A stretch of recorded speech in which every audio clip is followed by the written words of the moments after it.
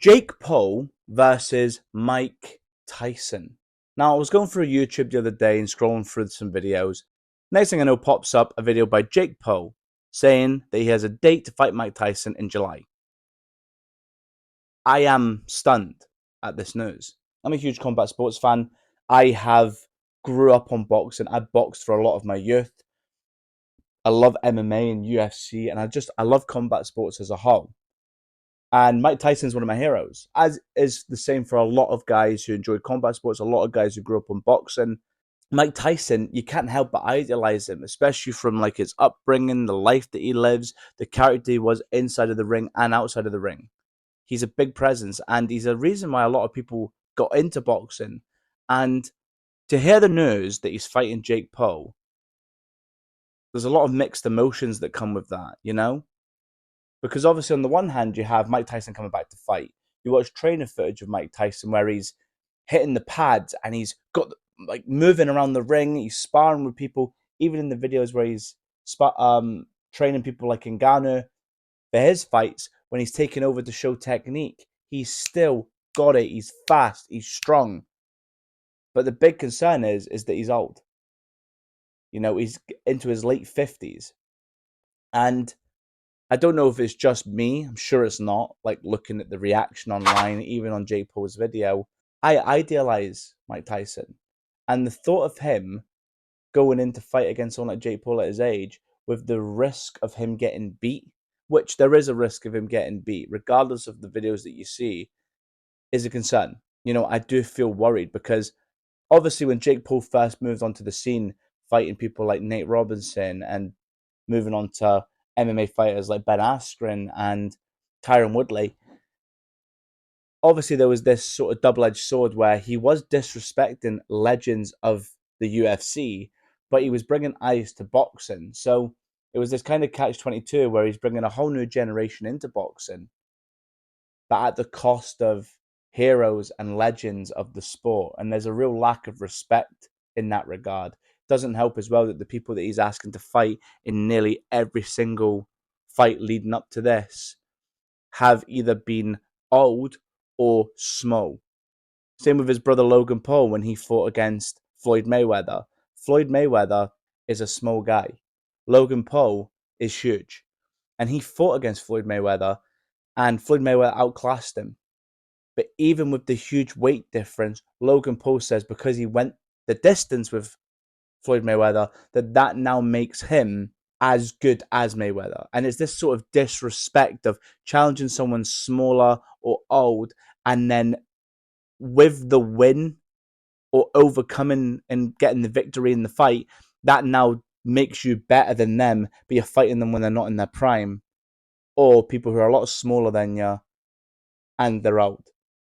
And for me, watching a lot of these fights has never really sat well with me. I've wanted Jake Paul to get beaten in nearly every fight.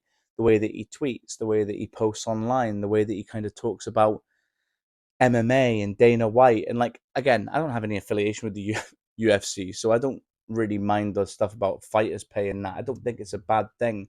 I just think there seems to be this misinformation that how corrupt boxing is in terms of the way it pays its fighters, in terms of the way the fight structure is, and the way that like people's records are padded, and then that being crossed over to UFC, which does seem a bit purer. It does seem like they care about the fans and making the best fights. Like I can name a hell of a lot more UFC fighters than I can boxers, and I've watched boxing for a lot longer. You know, that's the kind of capacity that we're talking about here. So Jake Paul challenging people like Ben Askren, who's a wrestler, Tyron Woodley, who's predominantly a wrestler, and beating them, although it doesn't feel good, there's this sense of we understand that a boxer, if they went to an MMA octagon, they would be beat. We know this as a fact.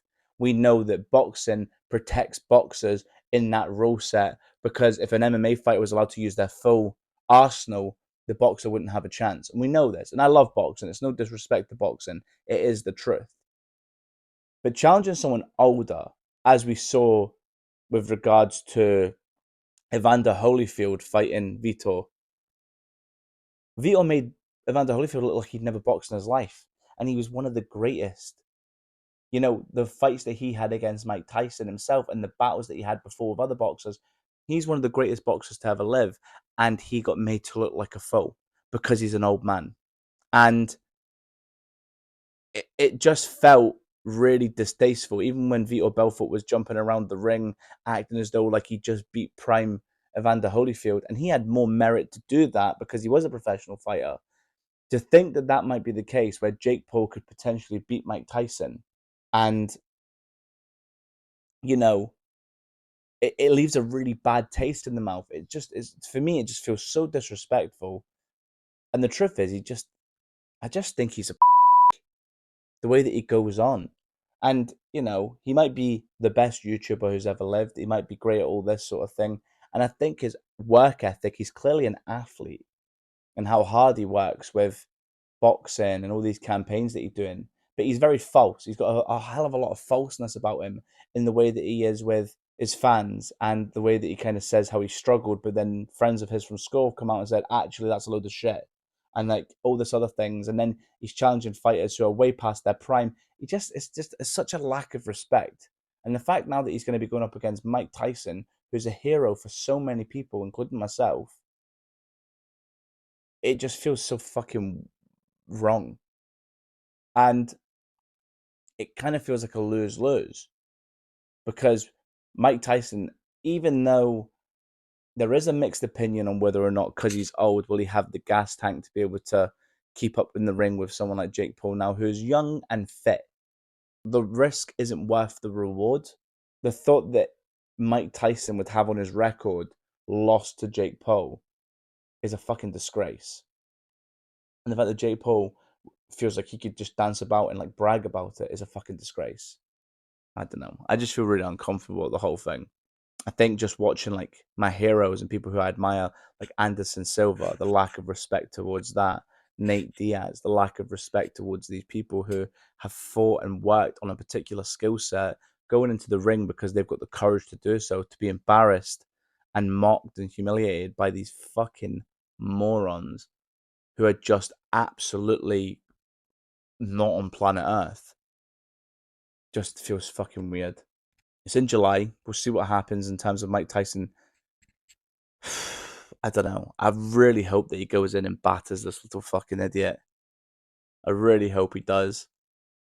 Again, if Jake Paul came into the scene and was working hard and, you know, there was this respect attached to it, like it was a friendly bout, or, you know, he kind of said it's just going to be like a light spar with Mike Tyson, you could understand it. It's a once in a lifetime opportunity to share the ring with a legend.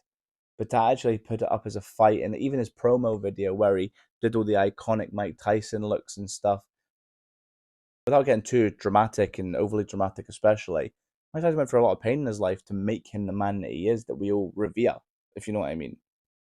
Like he was going through a lot of struggle. He grew up in one of the fucking toughest areas in New York, in Brownsville, and he went through so much shit. If you listen to his backstory, it's fucking harrowing. And he did all of this and he overcome so much adversity and became the world champion, heavyweight champion of the world. And he was explosive and he was mean and he was gritty and he was a knockout artist. And he was a fucking artist. And he was hard and he was crazy. Like the shit he used to say would make you just go, holy fuck. And I definitely think he's one of the most intimidating men on this earth. And Jake Paul was like almost making a mockery out of that. And I don't think Mike Tyson can keep up with that on the social media basis, you know?